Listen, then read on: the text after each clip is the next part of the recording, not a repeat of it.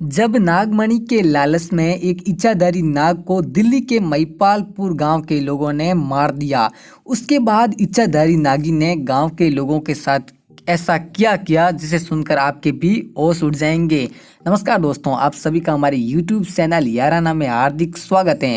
Video शुरू करें उससे पहले आपसे एक छोटा सा निवेदन है कि यदि आप भी हैं भोलेनाथ के बहुत बड़े भक्त तो कमेंट सेक्शन में हर हर महादेव लिखना बिल्कुल मत भूलिएगा।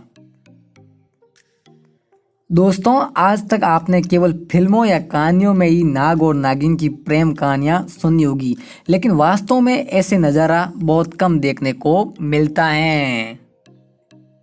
दरअसल दोस्तों, आज से 100 साल पहले दिल्ली के महिपालपुर गांव में एक बड़ा सा जंगल था और उसमें एक बड़ा सा बरगद का पेड़ था और उसी बरगद के पेड़ के ऊपर एक इच्छाधारी नाग और नागिन का जोड़ा रहता था।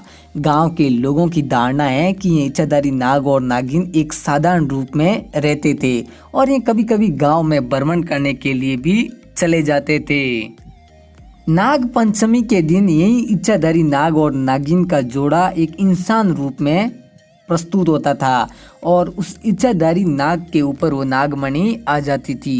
वो नागमणि इतनी अधिक चमकती थी कि मानो सूरज की रोशनी आ रही हो।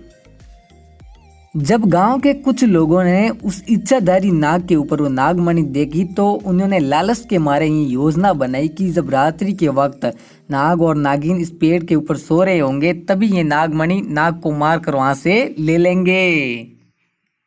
और जैसे ही अंधेरी रात हुई तब गांव के कुछ आलसी लोग एक बड़ा सा डंडा लेकर उस पेड़ के पास पहुंच गए जहां पर वो इच्छाधारी नाग और नागिन का प्रेमी जोड़ा निवास करता था और उनके पास एक डंडा था। जैसे ही नाग संभलता और उनको डसने की कोशिश करता, गांव के लोगों ने नाग को वहीं मौके पर मार दिया और उस लट की आवाज नागिन को उसी वक्त सुनाई दे दी।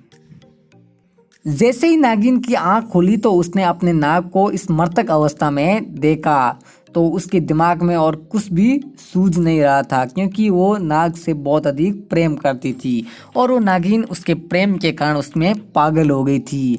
और फिर वहाँ पर कुछ लोग खड़े थे तब उनको डस लिया और बाकी के लोग वहाँ से चले गए। लेकिन वो इच्छाधारी नागिन अपने नाग के कातिलों को ऐसे छोड़ नहीं सकती, इसीलिए उसने गांव में प्रवेश किया और फिर उसने ढूंढ ढूंढ कर अपने नाग के कातिलों का खात्मा करना शुरू कर दिया।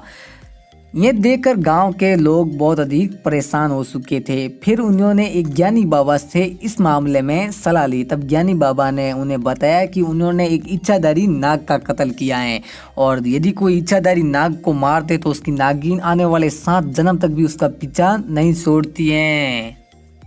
और जब गांव के लोगों ने उस ज्ञानी बाबा से इसका उपाय पूछा तो उस ज्ञानी बाबा ने बताया कि जिस प्रकार इंसानों का पूरी विधि विधान से अंतिम संस्कार किया जाता है, ठीक उसी प्रकार उस नागिन के नाग का बड़े विधि विधान से अंतिम संस्कार करना होगा ताकि उस नागिन की अंतरात्मा को शांति मिलेगी।